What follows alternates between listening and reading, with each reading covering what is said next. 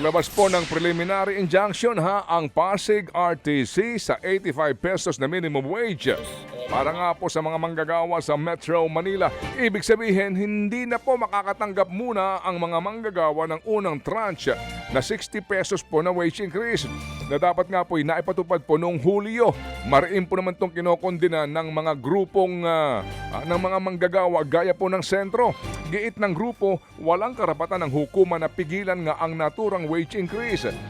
Magugulitang naglabas nga po ng TRO ang Pasig Court matapos questionin ng ilang grupo ng employers ang naturang dagdag sahod. Mamaya pag-uusapan po natin ang napaka-importanteng isyong ito. Samantala, mayroon ng 6 na bidder na interesado po sa Waste to Energy Green Energy Auction para po sa Metro Manila.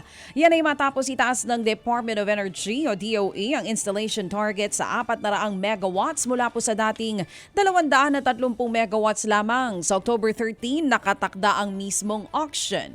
Inaasahang makukumpleto ang mga proyekto pagdating po ng taong 2028 at magsisimula ng maghatid ng enerhiya sa taong 2029. Lagpas mo naman daw 6 milyong piso na ang halaga po ng danyos na iniwan na masamang lagay ng panahon sa ating agrikultura. Sa datos nga po ng DA ay nasa 689 na milyong piso ang pinsala po ng habag at sa mga nagdaang bagyo.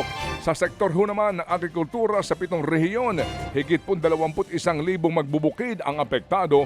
Bunsod nga po ng pinsala sa 19,000 ektarya ng taniman. Umaabot naman sa 451 milyong piso ang halaga ng pinsala sa bigas. Nasa 147 milyong piso ho naman ang pinsala sa high-value crops at higit 32 milyong piso ho naman sa mais.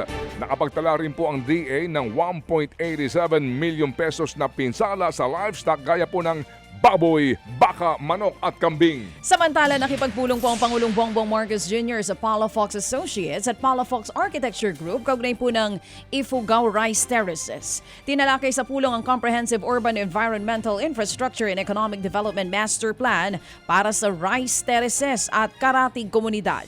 Sa ilalim po ng plano, layo ng grupong isulong ang sustainable development sa lugar para mapalakas na ang turismo habang pinangangalagaan ang lokal na kultura at ang 2,000 taong gulang na pamana ng mga Ifugao. Isusulong po ang pagpapanatili sa kaalaman sa pagsasaka, pagpapalago sa kabuhayan ng mga magbubukid at komunidad at community-based tourism kung saan makikinabang ang mga lokal. Inaasahang makakalikha po ito ng mas maraming oportunidad para sa komunidad na nag-aalaga ng rice terraces.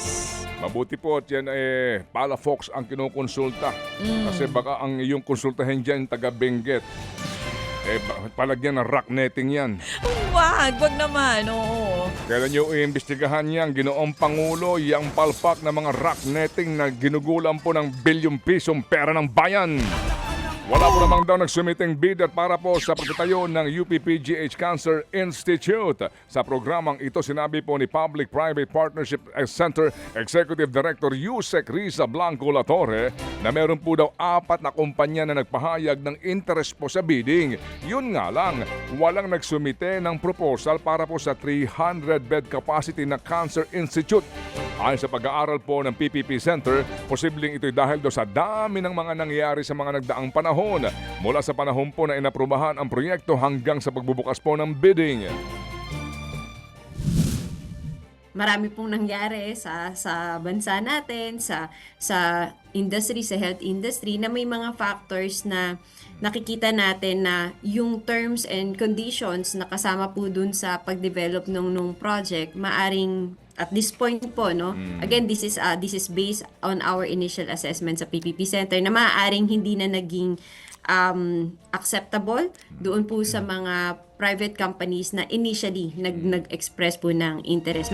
Yan nga po ang tinig ni Undersecretary Riza Blanco Latorre, Executive Director daw po ng PPP Center.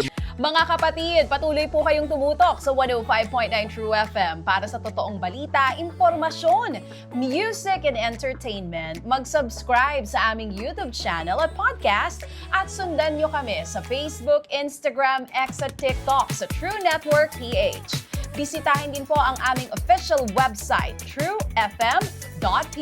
At panoorin din kami sa True TV Signal, Channel 19. Kami po ang 105.9 True FM. Laging true sa'yo, kapatid.